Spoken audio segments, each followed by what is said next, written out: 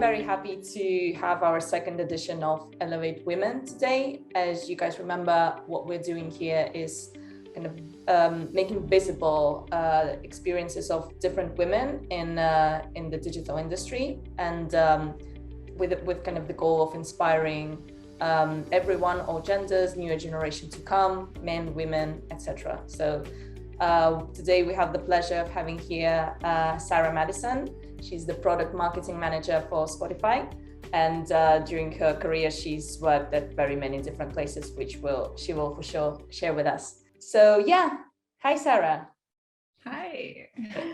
Well, I mean, do you want to go? No, well, I mean, first of all, go ahead. Yes. Sorry. So I just wanted to ask you to tell us a little bit about yourself and who you are in this world, and how would you define yourself in just 3 words? Perfect. I mean, sorry for interrupting. I did just want to say that, I mean, first of all, thank you to you and your team for putting together this type of event and really giving a platform to give voice to different perspectives. It's just really powerful, and I think that this is just great, and I'm so happy to be participating in this, and it's always good to do this with a friend. So yeah, I just have to kick off by saying that thanks a lot for this opportunity. Thank you. And so yeah, so me, I'm Sara. I was born in Spain to a Spanish mother and an American father, and by the time I was 12, I'd lived in 6 cities across Europe and the States. It might be a bit strange, but I actually had a vocation for advertising. I had a teacher in elementary school that had us do an advertising campaign, and I remember doing this campaign for Fruity toothpaste, and I just really loved it. And from the age of 10, I really knew that I wanted to do advertising. So I studied in the Complutense University, and there, when I started, I had a very, very clear idea in my head of what I wanted to do. And I knew that I was going to be a creative in a creative agency, and I was going to be working on brainstorms and working on storyboards for brands. And, years later, I am working at Spotify as a product marketer. And it's definitely not the idea that I had in my head in the beginning, but it's very much a space that I love. And I think that it's the journey that I've had in my career that's really brought me to this place that I really enjoy. And so I am going to touch a bit on what that journey looked like and how it's helped me come to where I am today. I was lucky enough to start working at Coca-Cola, where I was working in traditional media and really seeing how to build a brand. And it was really exciting, and I really loved it. But then I started really getting interested in digital. And at that time in my uni, digital was kind of seen as the future and not really the present. And so I knew that I needed to expand my studies and just have a better idea of the digital landscape. So I found a master's degree that really helped provide me with that holistic view of the digital landscape. And really from then on, I've worked in many, many different areas in the digital space. So, I mean, I've done platform operations at 20, which is a Spanish version of Facebook. It was a social network. I've done sales enablement at Yahoo. I did a very quick run at a direct response startup. I also worked as sales at a multi-channel network where I did everything from media selling to agencies, to creating branded content campaigns with YouTubers, to even filming and editing videos and uploading them on the platform. And I've also worked as a programmatic account manager, where, I was working very closely with the engineering team that were actually building the platform of this company and the tech of the company. And that was a role where I also had clients across multiple markets. And that's when I really started seeing the importance of incorporating cultural differences into your day-to-day and into your work. And so I think it's very important context to include here that when I left uni, Spain was in economic crisis, and this was an external factor that really influenced many of my role changes. So, you know, having a one-year contract and being told from the beginning that you weren't going to have the opportunity to continue, or being part of a company where an area was closed, or even the company itself closing, was quite frustrating, and it did make me feel like I wasn't in control of my path. There also have been personal reasons that have made me change roles. I took up the programmatic opportunity because I knew that I wanted to live in a more international environment, and that was really an opportunity to help me move from Madrid to London. So yeah, just different reasons for moving around quite a bit and pretty early on. But all of those experiences have really brought me to the place where I am now. I think having touched many different areas really helps you to see kind of how different elements work together and influence each other. And as a product marketer, which is, you know, product marketing is a bridge between product marketing and sales, having that perspective is really valuable to help you understand different rhythms or different motivations across different teams. Also understanding like the different cultural influences that might affect those rhythms or those motivations. And so, you know, where I am today at Spotify, where I focus on market strategy and product adoption across the markets, I'm really applying all of my learnings from all of my previous roles on a day-to-day to be able to make sure that the work that I'm doing is really being as efficient and as effective as possible, and really resonating with the teams. So yeah. Sounds amazing. In a nutshell. More than one here are just, you know, surprised and delighted by all of your experience. So would you try and give it a go at defining yourself in just 3 words?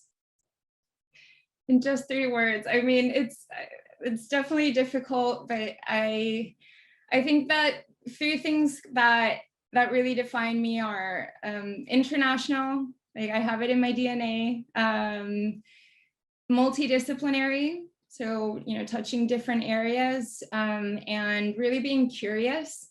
I think that that's really something that I know that I'm very curious, and I know that a lot of the learnings that I've had have been because of that curiosity, and really, you know, sitting down and asking my colleagues, like, what are you working on, and why are you doing that, and just like really wanting to understand why things are the way they are. Yeah, that's amazing. I actually remember when you joined Spotify and you were telling me how your job title was this, but then you were doing something else because you were interested in that, and in the end you ended up kind of creating this space for yourself. So that's amazing. That's really amazing. Exactly. So you told us quite a lot about your professional experience and where you worked, and this multidisciplinary approach. So this is how your professional experience kind of defined you as a professional. But what about the personal side? So what can you say, how has this professional experience defined you as a person that you are today? So, I mean, I think rather than use the term define, I would probably say that my professional experience has helped me grow in my personal life. I mean, I know that I've been extremely lucky to have mentors that have really, you know, helped me grow throughout my career. And, you know, some of those mentors were women, and some of those mentors were women of color. And, you know, they really took an interest in me. They took the time to invest in me and help me grow. And that's just been invaluable for me. And it's also helped me understand that there are many faces to success, and there are also many ways of being successful. And, you know, seeing people in your day-to-day that demonstrate that has really helped me just, provided me with confidence and with just having that assurance of understanding that it's not only okay, but it's important to be yourself, not only in your personal life, but also in your work.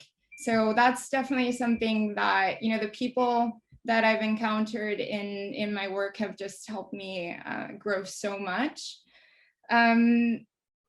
Yeah, I'd also say that this is a two-way thing, because I think that, the way that I am has also influenced, the type of work streams that I've gravitated towards, and maybe because I was adding, an added value to that.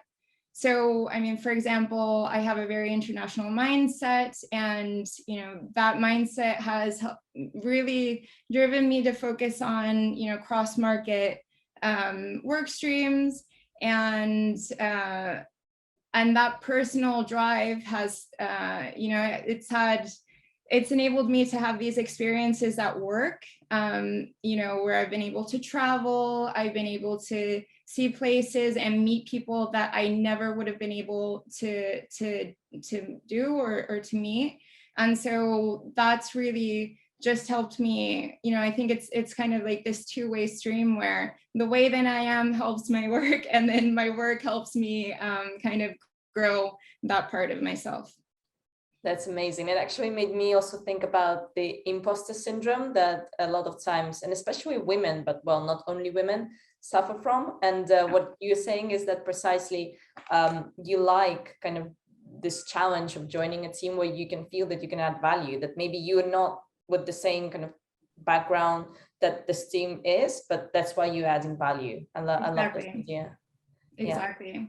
Yeah, I think it's very important to see that. And I know that I've been lucky and have been in some environments where I've been able to see that, and that's not always the case.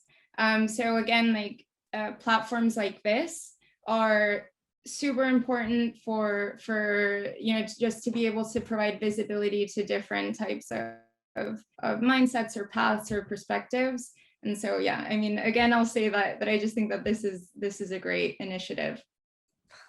Yeah, I also think so. So what about, again, kind of trying to steer it into kind of a more professional versus personal. So can you say that you have balance in your life work kind of relationship? What would you say about that? So life work balance is definitely something that I'm trying to work on day to day. I think that most people working in marketing or working in advertising can really relate. A lot of times our work streams tend to be very seasonal, or we're working towards an event or a tentpole, and you really need to go into overload to get things out the door. And that's just, it is a reality of what we do. That said, I think that the last year and a half with the pandemic has just made it so clear and highlighted how important it is to really be mindful of your life-work balance and really carve out the time for your personal well-being, and especially for your mental health. And so, while for me it is very much a work in progress, I can say things that that have helped me in the last year and a half try to manage that life-work balance situation. First of all, it's been, I've been working from home for the last year and a half, and I don't have a date yet for going back to the office. And I'm, I love being in the office. I love being with people. And so that was a big shock. And definitely one of the things that helped me this year was to really carve out a space to separate my work from my personal life at home. So I know I'm lucky to have a room that I've been able to dedicate to this, but if it's not a room, if it's, a desk, if it's a chair and a table that you only use for that, whatever. Like physically separating, right? Exactly, physically separating, and making sure to not take your laptop to to your bed, to your sofa, and just really making sure that you're making that difference between your work and your personal life, because it's just one of those ways that help you disconnect. Another like super important thing is to do some sort of physical activity every day. And I can't highlight how much this one is important for me. Like really going for a run in the morning or doing some sort of exercise in the evening. It just helps me really manage my stress levels and calm myself, and it also gives me energy, and maybe it's the endorphins, but it definitely provides me with the energy that I need to be able to enjoy the moments when I'm not working. And so that's just really helped me in this year and a half. And then finally, I would say that probably the most important thing is really making sure to carve the time out for your loved ones. And, the last year and a half, I haven't been able to see my friends and my family in Spain as much as I would have liked. And it's just really highlighted what's really important for me. And just the same way that we can plan out our work days or plan out our quarters, I think it's important to just sit down and plan out what is the quality time that I'm going to be spending with my friends, with my family, taking holidays and making sure that you take them and use that time to really be with the people that you love. I definitely think that this year it's just it's just highlighted that for me more than ever. And so that's, those are the things that I'm constantly thinking about in this last year and a half. And I mean, as I mentioned, it's a work in progress. And I'm just trying to just tell myself, this is a marathon, it's not a sprint. Like we're going to be working for many years if we're lucky, and we just need to make sure that we're not burning ourselves out, and that we're being able to manage that life-work balance, to be able to keep being curious, keeping things fresh, and having a positive perspective when it comes to work. Exactly. Yeah, I think the pandemic helped us all to set the priorities straight, and I guess a lot of us are in the same situation as you just described, and not having been able to share some important kind of things with your family and friends. I think it taught us a lot, and I really hope that this is one positive thing that we take out of the pandemic, about the importance of that.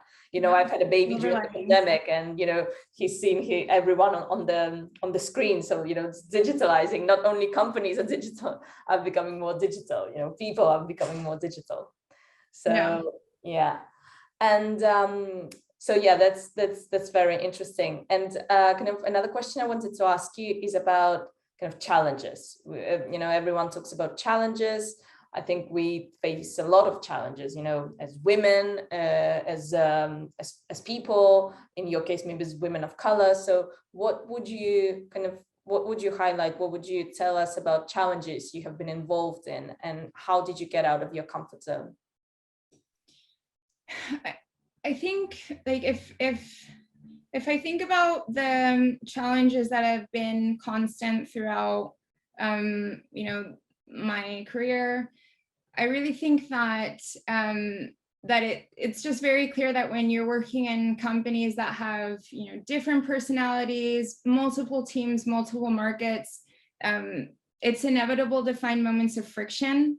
And what I've seen is that those moments of friction generally boil down to a couple of things, generally around problems in communication or mixed matched goals. And that's something, those two things that they can create, little to pretty strong challenges.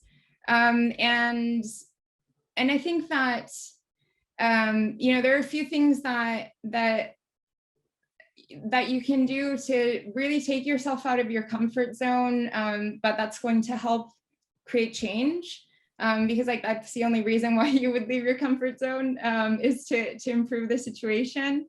I mean, I think I would definitely say that just being able to put yourself in the perspective of another, and stopping and really making an effort to understand the context that someone else is in, or like what are the motivations that drive other teams, other individuals. I think it's extremely important when you're working, you know, across multiple teams and teams that are collaborating, especially when you're working with multiple markets. Cultural differences are, you know, it's something that it's very difficult to maybe, you know, create a deck and present, you know, these are the cultural differences between these markets, but it's a reality that affects everything. And so, so yeah, I just really think that taking the time to stop and think about that different perspective is just extremely important. And then another thing that I think is, it's definitely not in people's comfort zone, is really providing very transparent feedback in a constructive way. So, and what I mean by this is that I think that a lot of times, either because we want to be polite, or sometimes even like cultural differences between how feedback is provided, I think that there's just, you know, the way that people communicate feedback can just have some problems. And I think that things like asking people, you know, how do you want me to provide feedback to you, could be a way to help with this. Or, and also, I think it's just extremely important to really say what you mean. Like really say what you mean. And again, like, I think that this is extremely important. For example, if you're working with people where you're working in a language that might not be that person's, their first language. First language, exactly. And so, yeah, I just think that, you know, being able to see other people's perspective, it is something that you have to stop and think about. And then also just making sure that you are saying what you mean, always in a constructive way. And I think that those two things really help unblock those challenges with communication. They help with alignment around goals and KPIs. And in general, I think that it just eases the friction that you can find across different teams.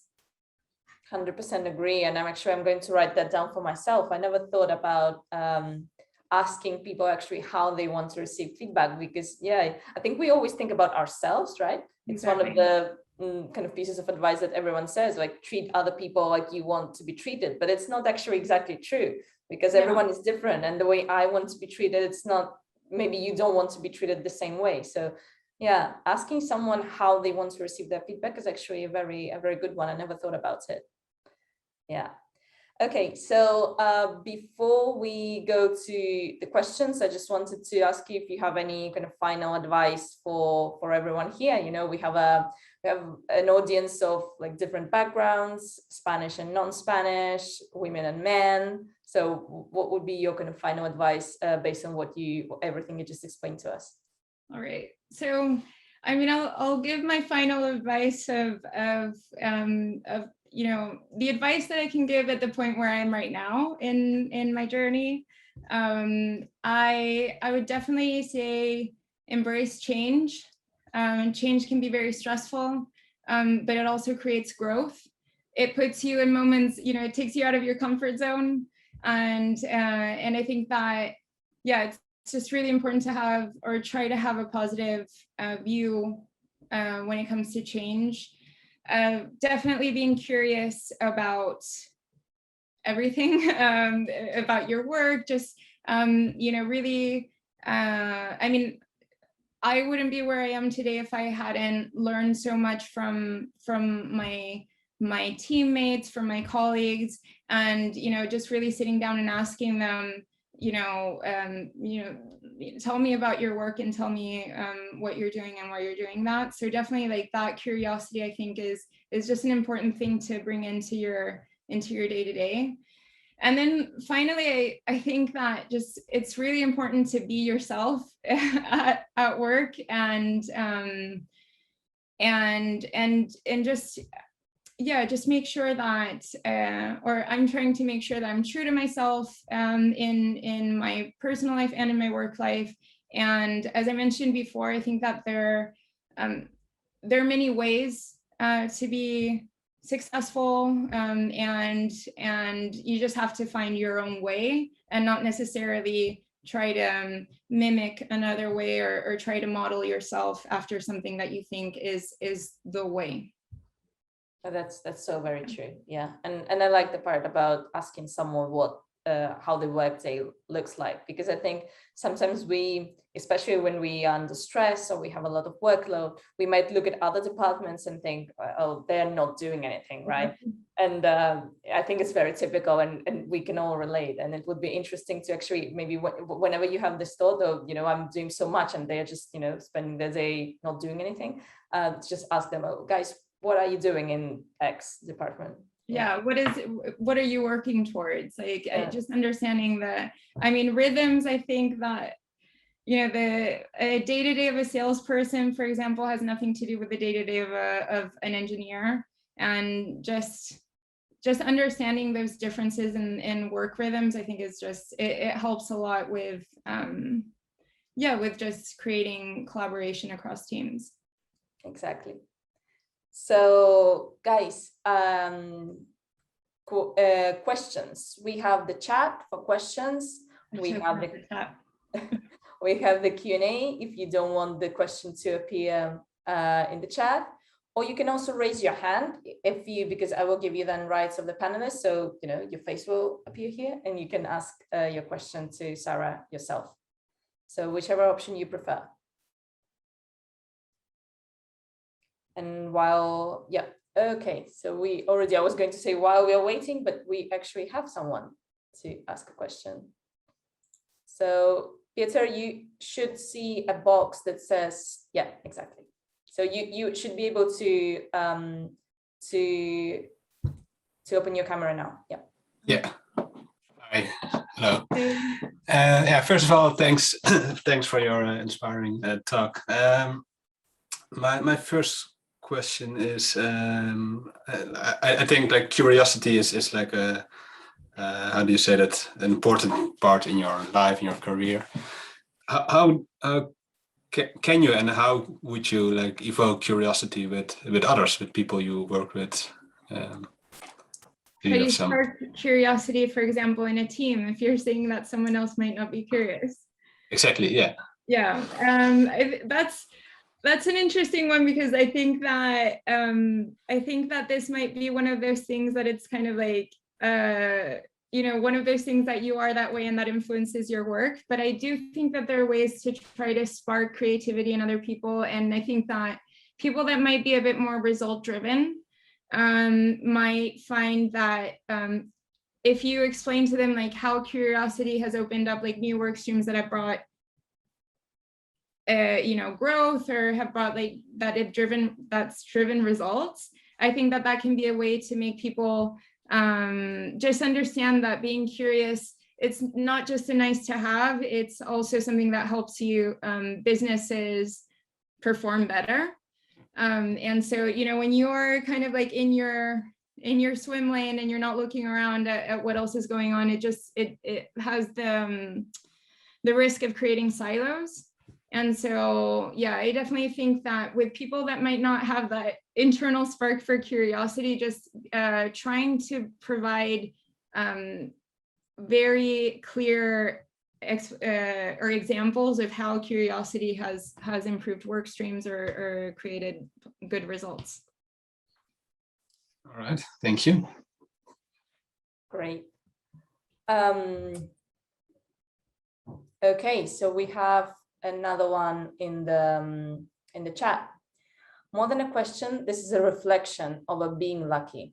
I understand what you mean. Well, Juan Antonio, maybe you want to say this yourself. I will try to find you and make you a panelist instead of me like giving you voice. I think you can say it yourself. You should see a box that says that I'm promoting you to panelist, and you should click on OK. Yeah.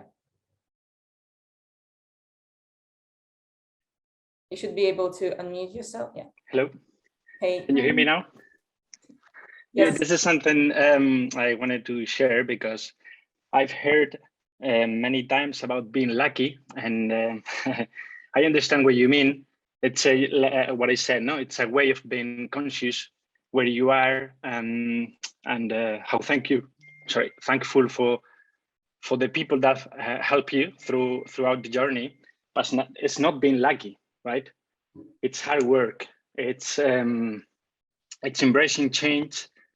It's pushing yourself in hard moments and tough moments. I just wanted to share that winning a raffle, a lottery, that's being lucky, but working hard is not. That's it. No, thank you for that. I think it's a good, yeah, I mean, it's true. Yeah, no, I mean, thank you. It's definitely another way to think, or an important way to think about that as well. And you're completely right. Like luck is winning the lottery, and yeah, carving or creating your path is you drive. Everyone is driving their own growth. So it's easy to hear that. No, because you've been lucky. Okay, yeah, I must have a bit of lucky. That's true, but the position I am today is not because I am lucky. It's because I've worked hard. That's it. Thank you for the pitch. Thank you, Juan Antonio. Thank you. And I promise not to do, maybe I'm discouraging people from asking questions because I'm like automatically putting them on camera. I promise not to do that. So we actually do have another question on the chat. Like, Sara, can you share a moment when you went through the imposter syndrome and how you overcame it? Yeah, I think I remember very clearly being in this moment in an office in World Trade Center in New York, and kind of looking around and having a view of like the Empire State Building at the bottom. And I don't know, I just remember thinking like, wow, what am I doing here? Like I'm, and then just, having, stopping and thinking like, actually, no, I'm here because, I deserve to be here because, this is the work that I'm doing. I'm adding value here. It's definitely, there are those types of moments that I have kind of like looked around and been like, what am I doing here? And I think it's just important to maybe what Antonio was saying before, just to be very confident in the work that you do. And I think that that's super important, just to know your worth, have confidence in your work, be proud of your work as well.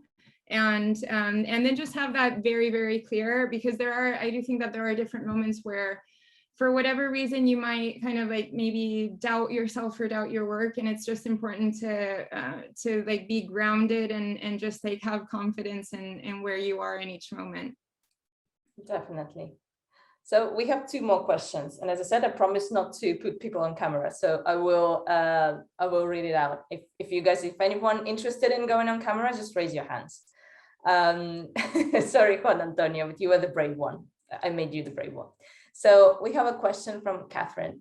Thank you for your time, Sara, and your thoughts about how to make the most of working remotely. I'm curious about whether you've worked in smaller startups before, and some of the advice you have for those working in smaller startups working remote, perhaps from friends or family or experience. Yeah, so I've had quite a lot of experience with much smaller companies. So I did work for about 3 months at a direct response startup where we were literally 2 people. and I also worked in the multi-channel network that I was working at. They did have a larger office in the UK, but in the Spanish office, we were 6 people. And so I really understand when you're at a startup, you're literally moving mountains to get things rolled out the door. And so work-life balance, at least the experience when I was at startups was that work-life balance is very difficult to manage, and a lot of times you feel extremely invested in the work that you're doing because you want to make things happen and things succeed. So again, like for me, work-life balance is something that I'm trying to work on and make sure that I'm really prioritizing that. But I try to say to just make sure that you're carving out time for yourself, for your friends and family, and also, like, I do think that working at a startup, it's so valuable in so many ways because you have the opportunity to really, be everything or touch so many different areas. So, it's a great opportunity to learn so many things and to be, multidisciplined. But I just think it's really important to make sure that you're that you're balancing out the work-life balance. Exactly. So I'm conscious of time. We have 6 minutes and we have 2 questions. So we will take those 2 questions and we will finish that. If you guys have any other questions of Sara, I'm sure she will be happy to email or whatever to answer you offline. So, okay, we have one person raising their hand. So I'm happy to, Germán, I'm promoting you to panelist. Yeah, you can unmute yourself, I think. Yeah. Hello. Hey. Hello, everyone. Thank you, Sara. It's a very insightful and so inspiring. When Tania asked, to define yourself as professional, you define yourself as international, multidisciplinary, curious. And when she also asked you about you as a person, I got this idea that what you did, your professional define also you as a person, So I would say that this is really aligned with this idea that our work dignifies us as human beings. So for me, it's good to see that it is not only what you are, but how the work, how your work shape it. And of course, it's still shaping you. And with regards work balance, I sent some notes to the people team with these 3 bullets around physical, separation of your workspace, spark activity. That is something that we empower also here, and empathy. And this very important thing that I was not, I didn't think about it. Plan out time, not only for work, but for the people that you love. I think that's the way that you stressed. But my question goes with regard to the challenges, and you said multiple personalities, markets, teams, and you stress this idea that communication is key, and because everyone is different, and because we need to have, empathy by putting ourselves into the other shoes. But one of the things that you highlighted is that you want to feel always at the end of any conversation with someone else that you say what you mean, and for me, that's the most difficult thing, because sometimes the language gets, things get all in translation, and it's difficult. And I love how Tania, because we also spoke about this the approach that she does with the language. And so it is not only saying, I'm just asking if there's some kind of tips that you could give us by writing it first, or by asking someone first, or by thinking about what is the answer that you expect from the idea that you want to stress. Yeah, I just asking about some tips regarding this. Yeah, I'll give you, I think the best tip that I can give you with this is there's an amazing book called Radical Candor. Okay. By Kim Scott. And that book, I read that with the rest of my team And it really does provide like a very clear guidance around how to have candid conversations in an org. And it's also very centered for a digital company. So I would definitely point out that book has really great tips. Well, not even tips, it's like a process to being able to have those candid, transparent conversations at work. And that's definitely something that, that I apply day to day. That was one of those books that, we had that recommendation to read it. And I just think it's an amazing resource. Thank you. I'll invest my training budget by buying this book. Thank you so much. I already posted it, found it on Amazon and posted it. Okay, thank you, Germán. Yeah. Okay, so just one last question we have in the chat. It says, I would like to ask, with all that journey you already have, what is the project you're most proud of and why? I mean, I think that I've been very proud of different things in different stages. I'm proud of a lot of the things that I've done. I mean, just for example, like even understanding programmatic for me is like a proud moment. But right now, I'm working a lot on market strategy, and I think that this is the work that's just it's really helping me, or not helping me. I think I'm feeling extremely proud about this work, because I think that this is something that's going to be able to help the teams across the markets and improve their or really try to help them in their own individual markets by really tailoring different approaches to the day-to-day that they live in. And the reason that this is like such a big thing for me is because I know what it's like to be working in a satellite office in a market where you feel that you don't have the resources, or you don't have the materials that are adapted for you, and that you're really trying to make things happen, and you don't really feel that you have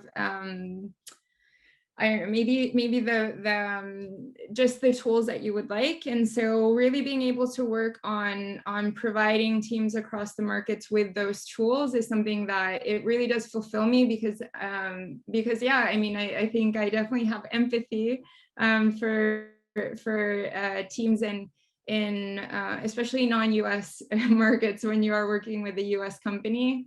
And just helping them, be able to achieve their goals in their markets. Great. So thank you so much, Sara. It's been a real pleasure having you here and sharing. I already know you, and we have these kind of conversations, but being able to share that with the rest of the team and some other external guests that we have, I'm really happy that you accepted to be part of this. Well, thank you so much, and thank you for all of the attendees, and yeah, no, this is a great experience, and yeah, hopefully my journey so far has been insightful for people, and I'm very excited to have joined.